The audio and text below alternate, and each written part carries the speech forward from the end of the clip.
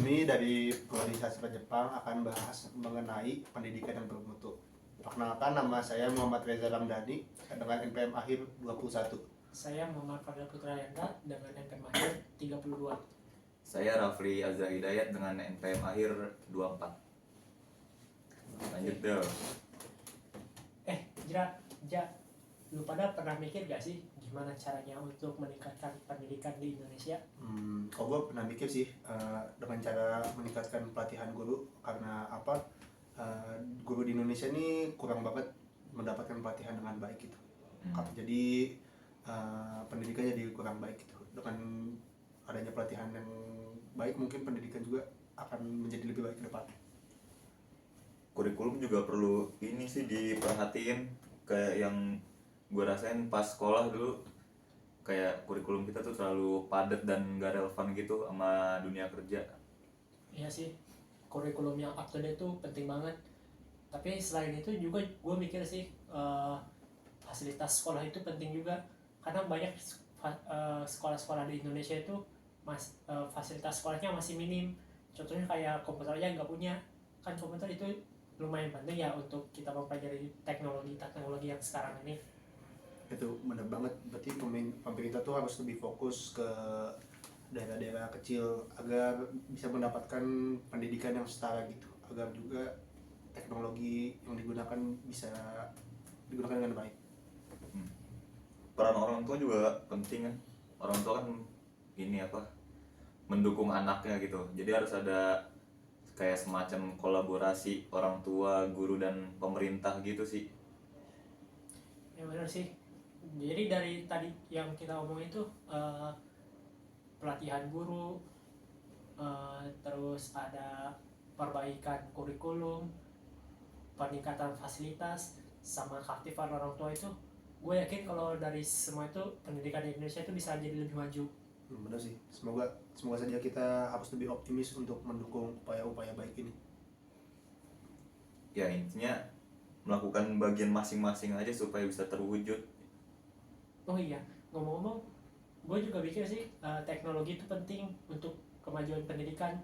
Contohnya kayak penggunaan e-learning atau aplikasi-aplikasi belajar lainnya agar bisa mencakup siswa di mana aja.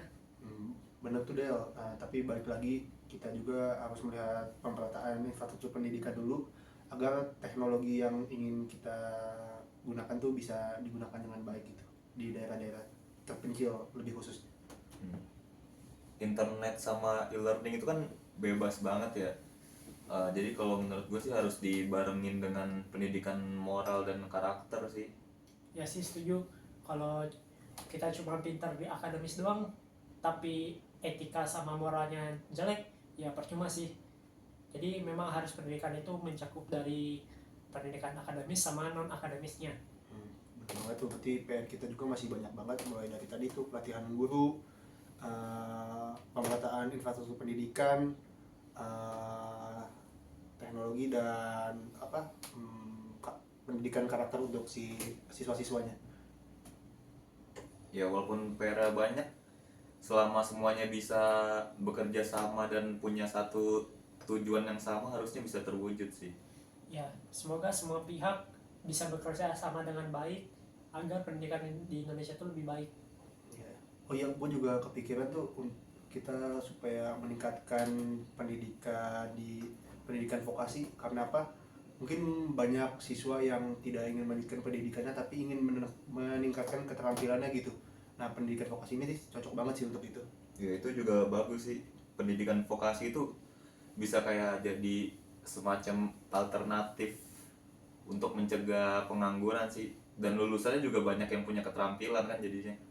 Sih, pendidikan vokasi memang penting sih supaya anak-anak tuh bisa mendapatkan pelajaran sesuai dengan minat dan bakat mereka. Nah, tapi balik lagi, berarti sekolah dan industri itu harus meningkatkan kerjasamanya.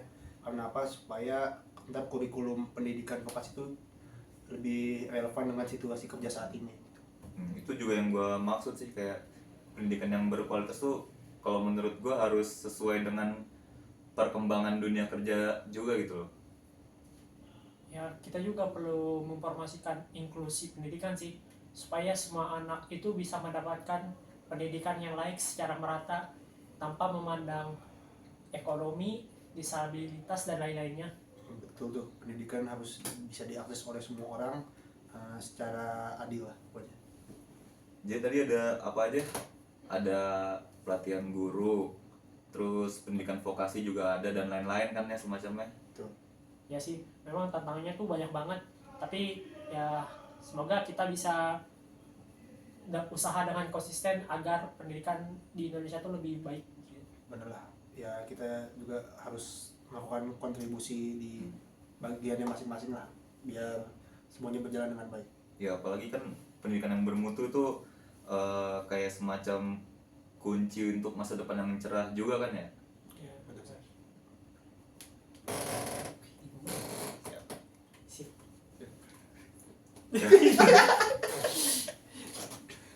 6 menit. Let's go. Let's go.